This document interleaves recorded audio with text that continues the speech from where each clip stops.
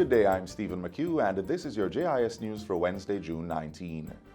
The Jamaica Constabulary Force will be establishing a technology branch to strengthen the island's investigative strategies in solving crime. In making the announcement, Commissioner of Police Major General Anthony Anderson says it will be formed by merging JCF branches that deal with technology. The Commissioner says the branch will allow the island to move away from witness statements to adopting science and technology to support investigations. We obviously have to pay a lot of attention to our investigative strategies, strengthen that. These are sort of numbers of how we actually use DNA. Just 2 weeks ago in Montego Bay, we got a couple of gun convictions because of DNA evidence. Major Anderson was speaking at Day 3 of the 8th Biennial Jamaica Diaspora Conference at the Jamaica Conference Center in Kingston. Jamaica is to launch an investment map in the latter half of this financial year. The investment map is an IDB initiative which is expected to make public investment projects more transparent and efficient. Project Director in the Ministry of Finance, Othniel Hemans, says the initiative is a key tool to push growth and development across Latin America and the Caribbean. The actual platform has already been created. During this year, we created a prototype, and we have advanced to an online platform that is now available, and we are now in the crucial stage of improving the quality of information that flows from the government onto the platform. Mr. Hemans was speaking at Monday's luncheon session of the Jamaica Diaspora Conference. Still at the Diaspora Conference on Tuesday, Health Minister Dr. Christopher Tufton said he was looking to expand the Jamaica Moves initiative into areas where there's a high concentration of Jamaicans. He called on the diaspora to launch Jamaica Moves programs in their territories to help control non-communicable diseases. We will help you here in Jamaica. We'll help you with the creative logos and the feather banners and all of that stuff. We'll even help you with some of the programs.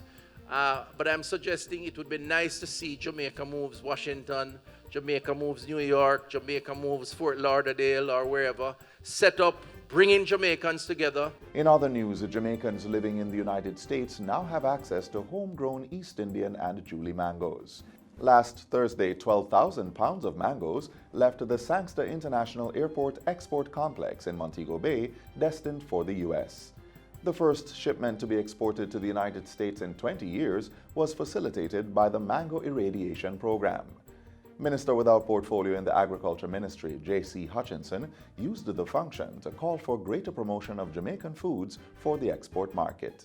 I cannot emphasize how critical marketing is. This is critical to the growth and expansion of the sector.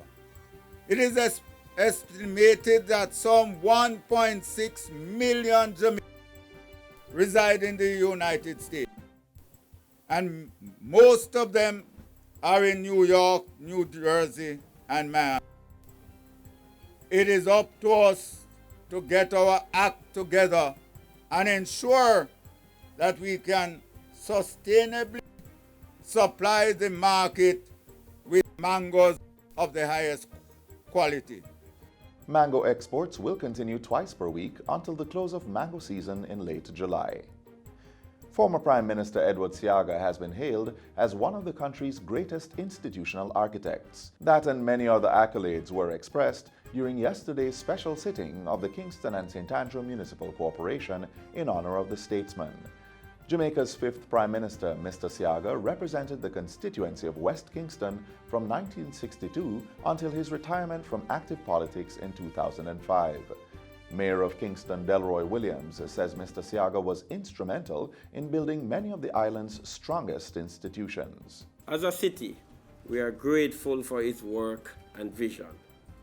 The redevelopment of Kingston waterfront is among our flagship targets for this administration, and it must be noted that the waterfront was the brainchild of Mr. C Agha from as early as 1967. He understands the people, he listens to the people, and he tried to represent them as best as possible.